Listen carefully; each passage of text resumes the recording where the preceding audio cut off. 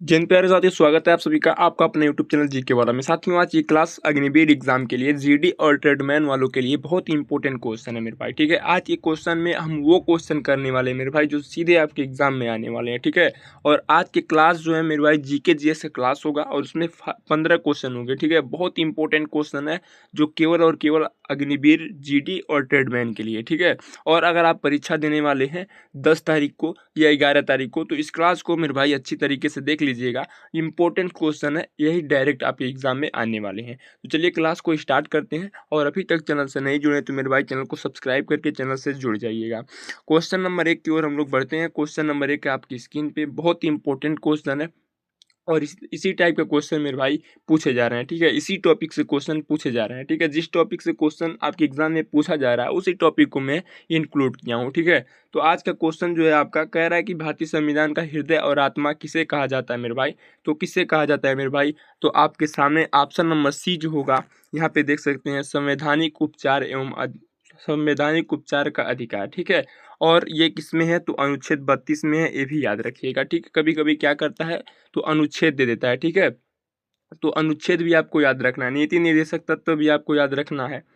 और इसी तरह से अगले क्वेश्चन की ओर बढ़ेंगे, और बहुत ज़बरदस्त क्वेश्चन है। और देखिए यहाँ पे बहुत सिंपल क्वेश्चन है, लेकिन अग्निवीर में मेरे भाई इस वर्ष जो है बहुत ही सिंपल पेपर बन रहा है, बहुत सिंपल क्वेश्चन पूछे जा रहे हैं। ठीक है, तो सिंपल क्वेश्चन पर ज़्यादा फोकस कीजिए, ज़्यादा डीप में नहीं जाना है। ठीक है, तो क्वेश्चन नंबर आपका 2 है, भारत का राष्ट्रीय जलीय जीव कौन सा है। तो सभी को पता है कि गंगा डॉल्फिन जो होगी आपका राइट आंसर हो जाएगा। ऑप्शन नंबर आपके क्वेश्चन नंबर आपका 3 जो है, यहाँ पे देखिए क्वेश्चन नंबर 3 कह रहा है मेरे भाई, भारतीय सेना दिवस कब मनाया जाता है। भारतीय सेना दिवस यानी कि इंडियन आर्मी मेरे भाई। ठीक है, इंडियन आर्मी डे कब मनाया जाता है, तो सभी को पता होगा कि 15 जनवरी को जो है इंडियन आर्मी डे यानी कि भारतीय सेना दिवस मनाया जाता है।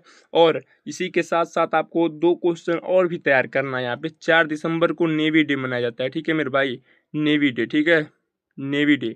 और 8 अक्टूबर को वायुसेना दिवस मनाया जाता है, वायुसेना एयरफोर्स। ठीक है, तो ये भी आपको दोनों याद रखना है मेरे भाई, इससे भी क्वेश्चन पूछे जा रहे हैं।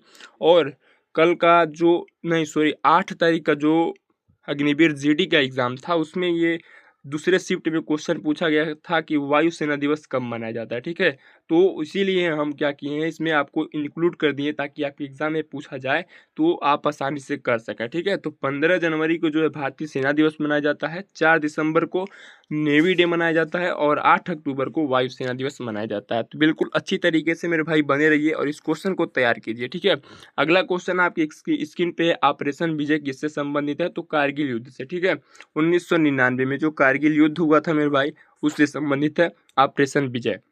इसी के साथ साथ ऑपरेशन सफेद सफ़ेद सागर भी पूछ लिया जाए तो सफ़ेद सागर भी जो मेरे भाई वो 1999 के युद्ध से जुड़ा हुआ है। ठीक है, इसी के साथ साथ अगर ऑपरेशन तलवार पूछ लिया जाए कि किससे संबंधित है, तो ऑपरेशन तलवार भी जो है मेरे भाई वो किससे संबंधित है, तो ऑपरेशन विजय भी कारगिल युद्ध से संबंधित है, और ऑपरेशन जो है तलवार भी कारगिल युद्ध से संबंधित है। ठीक है, और ये भी पूछता है कि किसके द्वारा चलाया गया था, तो ऑपरेशन विजय इंडियन आर्मी के द्वारा, ऑपरेशन सफ़ेद सागर एयरफोर्स के द्वारा, और ऑपरेशन तलवार जो था मेरे भाई वो नेवी के द्वारा चलाया गया था। तो ये भी आपको याद रखना है मेरे भाई, क्योंकि इससे भी क्वेश्चन बहुत ज़्यादा पूछे जा रहे हैं।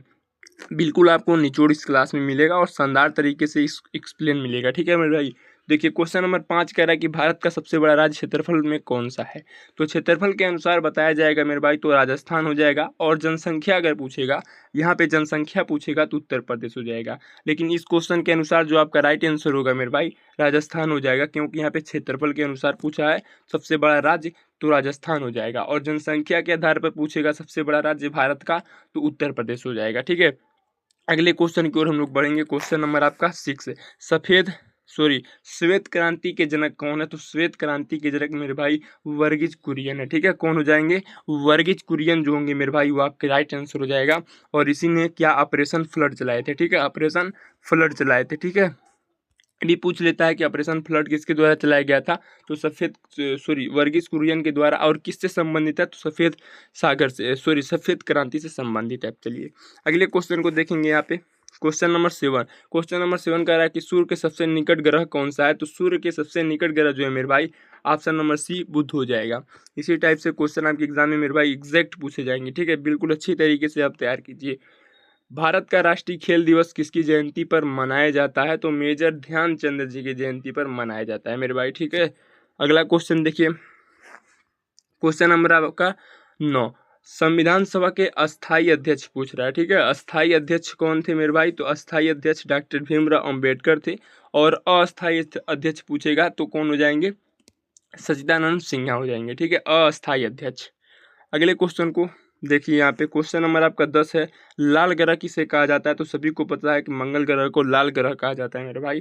चलिए अगले क्वेश्चन को, बहुत ही इंपॉर्टेंट क्वेश्चन है, सिंपल क्वेश्चन मत सोचिएगा इसको, ठीक है, क्योंकि इसी टाइप से आपके एग्जाम में क्वेश्चन पूछे जा रहे हैं मेरे भाई, ठीक है। भारत का पहला परमाणु परीक्षण कहाँ पर हुआ था? तो पोखरण में हुआ था। और कब हुआ था?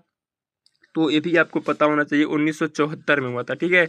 1974 में हुआ था। और किनके शासनकाल में हुआ था? तो इंदिरा गांधी जी उस समय क्या थी? प्रधानमंत्री थी, ठीक है। अगले क्वेश्चन को, क्वेश्चन नंबर आपका 12, विश्व पर्यावरण दिवस कब मनाया जाता है? तो फिलहाल अभी बीता है, ठीक है। ऑप्शन नंबर बी जो होगा आपका, 5 जून को विश्व पर्यावरण दिवस के रूप में हम लोग मनाते हैं। अगला क्वेश्चन देखिए, यहाँ पे क्वेश्चन नंबर आपका 13, क्वेश्चन नंबर 13 का है कि भारतीय संविधान में मौलिक कर्तव्य किस संशोधन द्वारा जोड़े गए? तो मौलिक कर्तव्य का बात किया जा रहा है, तो मिनी कॉन्स्टिट्यूशन जिसे हम बोलते हैं, लघु संविधान बोलते हैं, जिस संशोधन को ऑप्शन नंबर ए में दिख रहा होगा, 42वां संविधान संशोधन, बहुत ही इंपॉर्टेंट है मेरे भाई ये संशोधन, इसको आप लोग अच्छी तरीके से याद कर लीजिएगा। 42वां संविधान संशोधन में क्या हुआ था? तो जो संपत्ति का अधिकार था उसको क्या कर दिया गया मेरे भाई? कानूनी अधिकार बना दिया गया था। और 52वां संविधान संशोधन क्या था? तो 52वां संविधान संशोधन में क्या बोलते हैं वो, दल बदल कानून जो है, भाग 10 क्या हो गया? जोड़ा गया। 61वां संविधान संशोधन में क्या हुआ था? तो 61वां संविधान संशोधन में जो है, जो मतदान करने की उम्र 21 वर्ष थी उसको घटा करके 18 वर्ष कर दिया गया। बहुत ही चारों जो है हमारे यहाँ पे, चारों संविधान संशोधन जो है इम्पोर्टेंट्स है, इसको आप लोग अच्छी तरीके से एकदम रट लीजिएगा, जितने भी संशोधन है उसको भी रट लीजिएगा। संशोधन से बहुत सारे क्वेश्चन पूछे जाते हैं, जैसे और भी संशोधन हो गया, 86वां संशोधन हो गया, ठीक है, 101 हो गया, 103 हो गया, 102 हो गया, ये सारे संशोधन बहुत इंपॉर्टेंट हैं, इससे क्वेश्चन पूछे जा रहे हैं। तो संशोधन जहाँ तक हो सके वहाँ तक अच्छी तरीके से आप लोग तैयार कर लीजिए। अगले क्वेश्चन को देखिए, रक्त का पीएच मान कितना होता है? 7.4 होता है, सभी को पता होगा। लास्ट क्वेश्चन है और बहुत इंपॉर्टेंट क्वेश्चन है, और सभी लोग बताइएगा आप लोग कि 15 में से कितने क्वेश्चन राइट किए हैं, ठीक है।